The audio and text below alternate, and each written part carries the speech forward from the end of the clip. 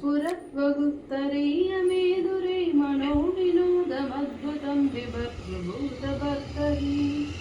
सहस्रलोचनप्रवृज्य शेषलेखशेखरप्रसूनधूलिधोरणी विदूसराङ्घ्रिपीठभू भुजङ्गराजमालया निबद्धजाटजूडगश्रियै चिराय जायतं चकोरबन्धुशेखर ललाटचत्वरज्वलद्धनञ्जयस्फुलिङ्गबालिपीतपञ्चसायकं नमन्निलिम्पनायकम् सुधामयूखलेखया विराजमानशेखरं महाकपालितं पदे शिरोजटानमस्तु करालपालपट्टिका धगद्धगद्धगज्ज्वलद्धनञ्जयादरीकृतप्रचण्डपञ्चसायके धराधरेन्द्रनन्दिनी कुजाग्रचित्रपत्रकप्रकल्पनैकशिल्पिनी त्रिलोचने मतिर्मम नवीनमेघमण्डली निरुद्धदुर्धरस्फुरद्गुहूनिषेदिनी तमः प्रबन्धबन्धुकन्धर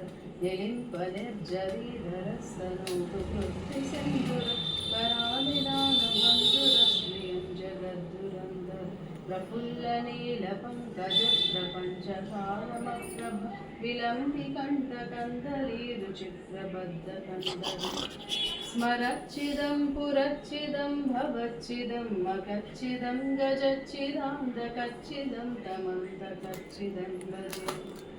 अगर्व सर्वमङ्गला कलाकदम्बमञ्जरीरसप्रवाहमाधुरी विजृम्भणा मधुव्रतम्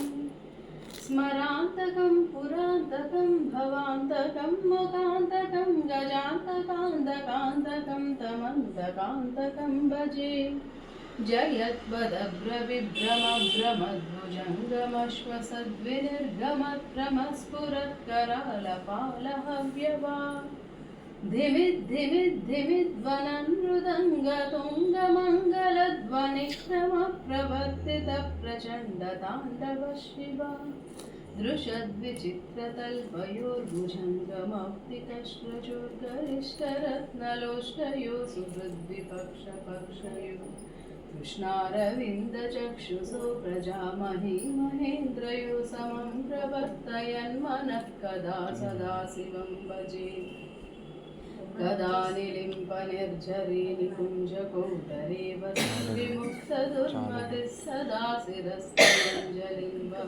विमुक्तलोललोचनो ललाटपाललग्नगशिवेति मन्त्रमुच्चरन् सदा सुखी भवाम्यहम् इमं हि नित्यमेव मुक्तमुत्तमोत्तमं स्तवं पठस्मरन् ब्रुवन्नरो विशुद्धिमेति सन्ततम् हरे गुरौ शुभक्तिमासु याति नान्यदागतिं विमोहनं हि देहिनां सुशङ्करस्य चिन्तनं